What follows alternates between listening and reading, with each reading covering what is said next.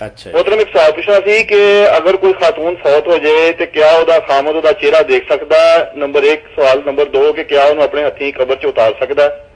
یہ مطلب سوال پوچھنا سی. کوئی تیسرا سوال ہے آپ کا؟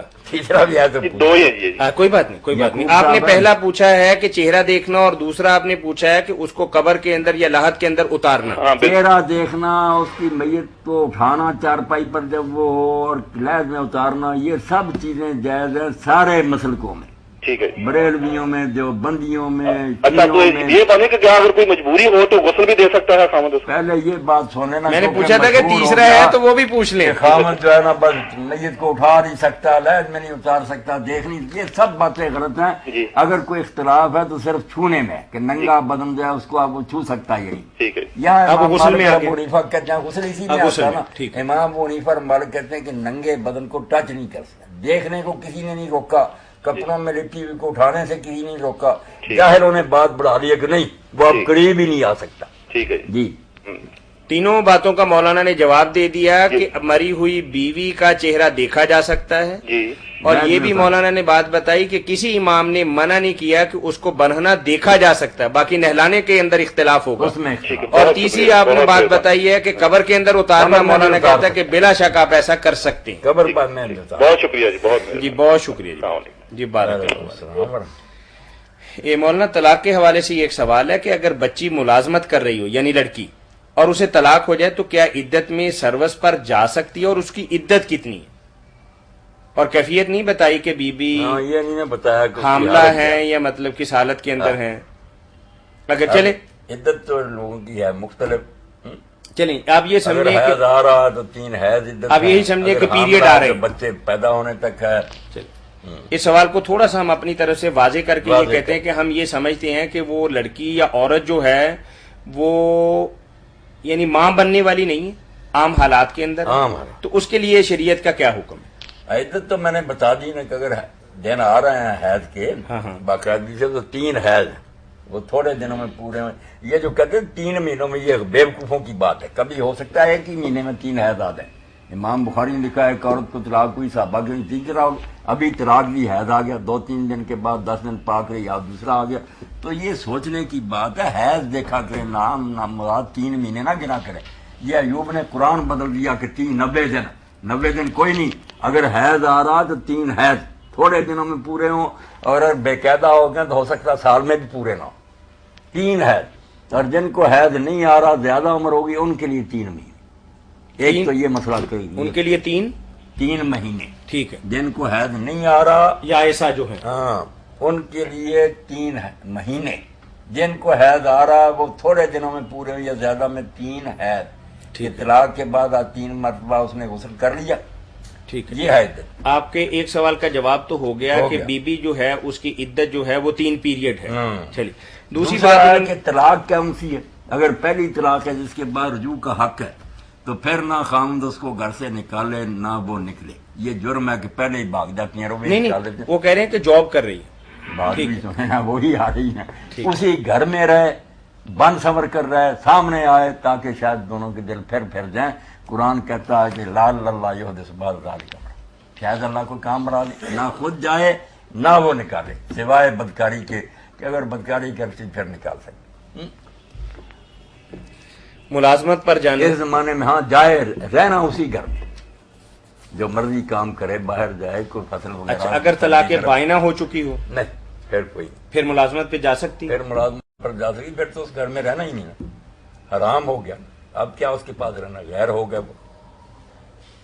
کوئی ایسا واقعہ بھی ہے کہ نبی کریم صلی اللہ علیہ وسلم نے بائنہ عورت کو اپنے شوہر کے گھر عدت گزارنے کا حکم دیا ہو؟ نہیں بالکل. آپ نے کہا نہیں چلی جانا، تجھے خرچہ ملے گا، کیونکہ رجوع کا ہی نہیں رہا. تیرا کیا اس کے ساتھ آپ تعلق نہ. چلے مولا امام نہیں مانے سوائے امام احمد کے، ظاہریوں کے کسی نے نہیں مانا.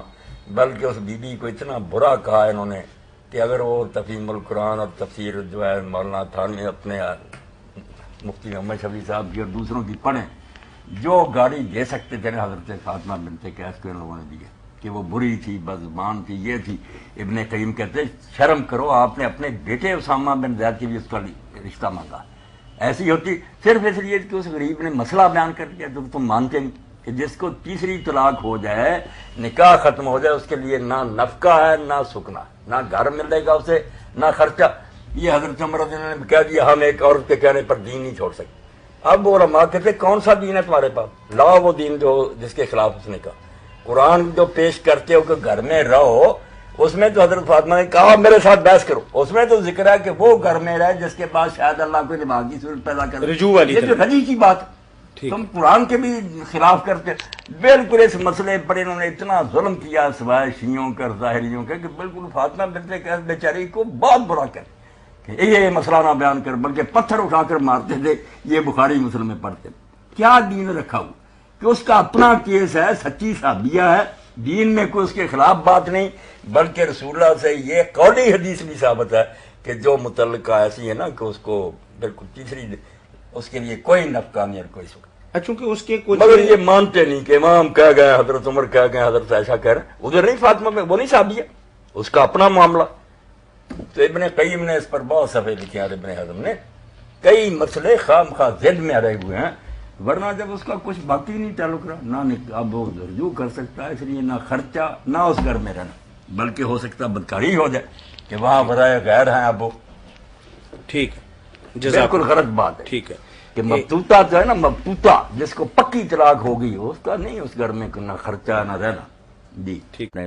عزیز بچے شفیق نے ایک مینوں اخبار دیتا سی خبریں، وہ انڈیا دے علماء دی مختلف رائے چھپی سی، اتنے اج کرے بحث چل رہی ہے نا پرسنل لا دی کہ جڑا طلاق ہے تین کٹھیاں دیندے، اینوں ایک قرار دیتا جائے یا تین، تو زیادہ علماء حضرات جویں اتنے اڑے اتنے بھی کہندے بھی نہیں تین ہی ہیں بس، وہ ہن حلالے تو بغیر چارہ نہیں، کچھ نہیں لکھیا بھی وہ ایک ہی ہے۔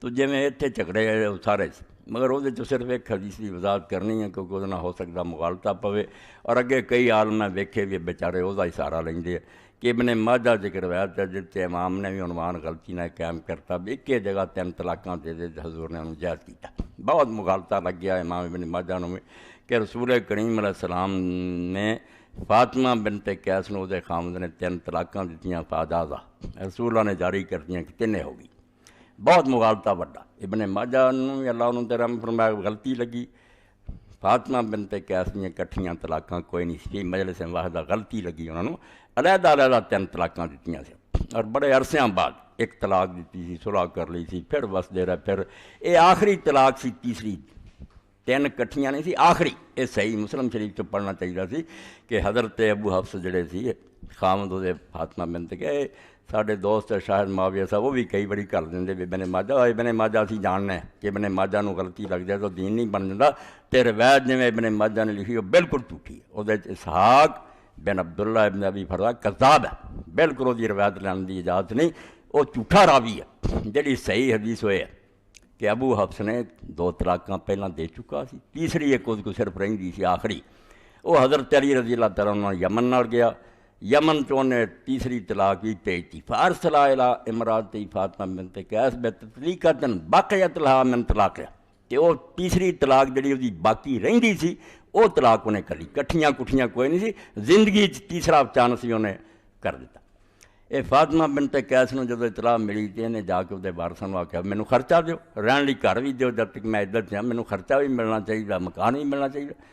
انہیں آخیا نہیں، یہو جون نے آخیا یہ لینے تو لے لا، ہور نہ سی کوئی خرچہ دینا کوئی، انہیں آخیا جی میرا بنتا ہو تو پورا لاؤں گی، نہ بنتا تو کچھ نہیں۔ چنانچہ رسول کریم علیہ السلام کو گئیاں، آپ نے آخیا فاطمہ یہ خرچہ اور مکان دینا اس عورت لی ہے جد لی رجوع دی گنجائش ہوئے، ایک طلاق ہوئی ہے جی جڑا اور واپس لے سکے، جدو قصہ ہی مک گیا تیسری بھی انہیں بھیجتی، ہن تیرا اس نے کی تعلق رہا، نہ ہن مکان ہے تیرے لی نہ کوئی خرچہ، تو جتھے جا کے مرضی رہے۔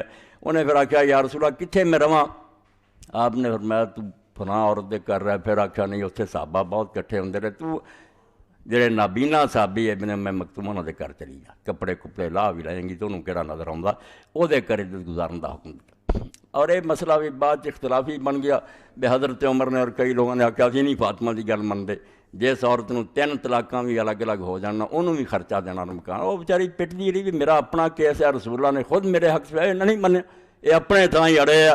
امامہ چ کہ امام احمد بن حنبل ہے جڑا اس فاطمہ رضی اللہ دے نال ہے، یا شیعہ لوگ نال ہے۔